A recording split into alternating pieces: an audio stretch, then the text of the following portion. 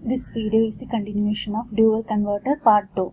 Okay, in dual converter part 2 we are discussing about the working of a three-phase dual converter. Three-phase dual converter which is working in a circulating current mode of operation. Circulating current mode of operation, converter 1 and converter 2 operate at a time. Here we are assuming that here converter 1 operate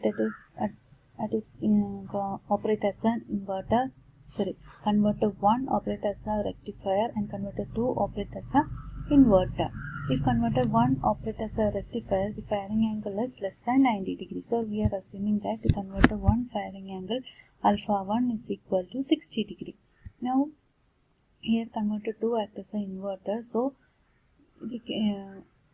the converter 2 firing angle is set as 120 degree.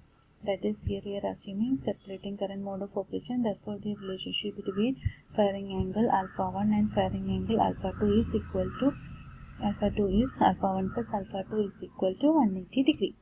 Therefore, firing angle of converter 1 is 60 degree and firing angle of converter 2 is alpha 2 is 120 degree. Okay. First we are assuming the three-phase voltages VAB, VAC and VBC, which is 120 degree apart. Line voltages, first consider the line voltage. Then we are assuming that the firing angle of alpha 1 is 60 degree. That is, at 60 degree we are firing the converter 1 thyristor T1 and converter 1 thyristors. Okay. Therefore, the output voltage V01 is equal to VAB. V01 is equal to VAB. Okay.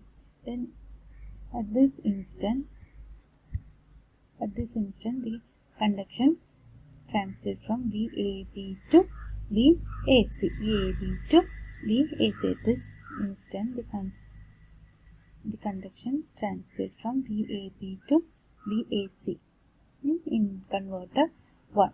So this is the converter 1 waveform. VAB, VAC, VBC and so on. Okay, this is the firing instant alpha equal to 60 degree.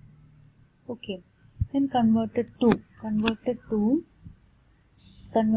fired at an angle alpha 2 equal to 180 degree. This is the alpha 2 equal to 180 degree. Alpha 2 equal to 120 degree firing angle. Alpha 2 equal to 120 degree instant.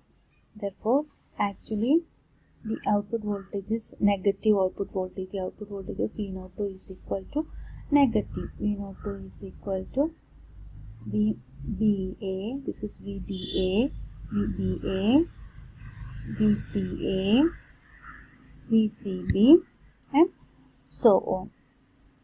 But we are assuming that positive V02. So we redraw the negative voltage as positive. So the wave shape is like this. This is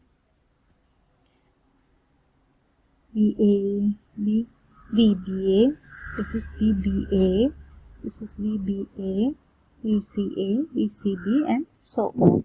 Then the output voltage is the average of V01 and V02. Therefore, V01 plus V02 divided by 2 is the output voltage. At 0 instant, V01 plus V02 is equal to V01 divided by 2. So there is an output voltage. Similarly, we can trace the at this particular instant, V01 plus V02 is equal to V02 divided by 2. Okay. Similarly, we can draw the output voltage waveform. Then the voltage of the reactor or inductor VR is equal to V01 minus V02. So at omega t equal to 0 instead, V01 minus V02 is equal to V01. That is positive V01. At this particular instant, V01 is equal to V02. So at that time, VR is equal to 0. This instant, V01 minus V02. This is V01, this is minus V02. So it is a negative minus V02. So it is a negative voltage. So this is the wave shape of a shift of the voltage across the reactor. Then there is a circulating current. This is the circulating current waveform. We are assuming continuous current, therefore the load current is continuous and it is positive. Okay, this is the voltage, output voltage and current waveform of a three-phase dual converter which is operated in its circulating current mode of operation. Okay, this is about dual converter. So a dual converter consists of two fully controlled converters which is connected in anti-parallel across the load. There are single phase dual converter, that is single phase dual converter, and three phase dual converter. In single phase dual converter, the single phase dual converter consists of two single phase fully controlled converters connected in anti-parallel. Three phase dual converter consists of two three phase fully controlled converter is connected in anti-parallel. There are two modes of operation for a dual converter: circulating mode of operation, circulating current mode of operation, and non-circulating current mode of operation. In non-circulating current mode of operation, any one of the converter operates at a time. After the operation of converter 1, we will give a delay of 10 to 20 milliseconds. Then after that delay, we will operate the second converter in order to avoid the effect of circulating current inside the dual converter. But in the case of circulating current mode of operation, the converter 1 and converter 2 operate simultaneously. The firing angle relationship between converter 1 and converter 2 is alpha 1 plus alpha 2 equal to 180 degree. Okay.